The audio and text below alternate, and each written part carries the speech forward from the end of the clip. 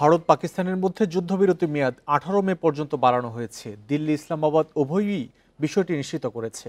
ভারতকে আবারও শান্তি আলোচনার আহ্বান জানিয়েছেন পাকিস্তানের প্রধানমন্ত্রী শাহবাজ শরীফ।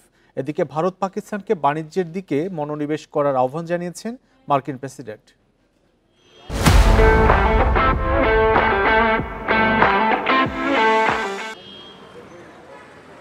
কাশ্মীর ইস্যুতে পাল্টাপাল্টি হামলার পর 10 মে ভারত পাকিস্তানের মধ্যে সাময়িক যুদ্ধবিরতি কার্যকর হয়। এবার মেয়াদ বাড়িয়ে তা 18 মে পর্যন্ত করা হয়েছে।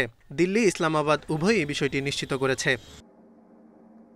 এদিকে ভারতকে আবারও শান্তি আলোচনার আহ্বান জানিয়েছেন পাকিস্তানের প্রধানমন্ত্রী শাহবাজ শরীফ। বৃহস্পতিবার পাঞ্জাব প্রদেশের কামরা বিমান ঘাঁটি পরিদর্শনে গিয়ে একথা বলেন তিনি। এর আগে বুধবার শিয়ালকোটে সেনানিবাস পরিদর্শনে গিয়ে কাশ্মীর বিরোধ, পানি বন্টন সহ বিতর্কিত সব বিষয়ের সমাধানে ভারতকে সংলাপের আহ্বান জানান শাহবাজ। এছাড়া সব বিতর্কিত বিষয়ের অবসান ঘটাতে নয়াদিল্লির সাথে ইসলামাবাদ একটি সম্মিলিত সংলাপ চায় বলেও জানান পাকিস্তানের প্রতিরক্ষামন্ত্রী ইসহাক দার। এদিকে পাকিস্তানের পারমাণবিক অস্ত্রের দায়িত্ব আন্তর্জাতিক আণবিক শক্তি সংস্থার নেওয়া উচিত বলে মন্তব্য করেছেন ভারতের প্রতিরক্ষামন্ত্রী রাজনাথ সিং। এমন একটি জাতির হাতে কি পারমাণবিক অস্ত্র নিরাপদ? আমি সমগ্র বিশ্বের সামনে এই প্রশ্নটি উত্থাপন করতে চাই।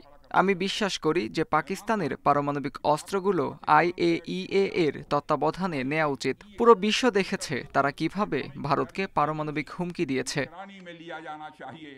ভারত পাকিস্তানের মধ্যে শত্রুতার মীমাংসা হয়ে গেছে দাবি করে উভয় দেশকে বাণিজ্যের উপর মনোনিবেশ করার আহ্বান জানিয়েছেন মার্কিন প্রেসিডেন্ট ডোনাল্ড ট্রাম্প।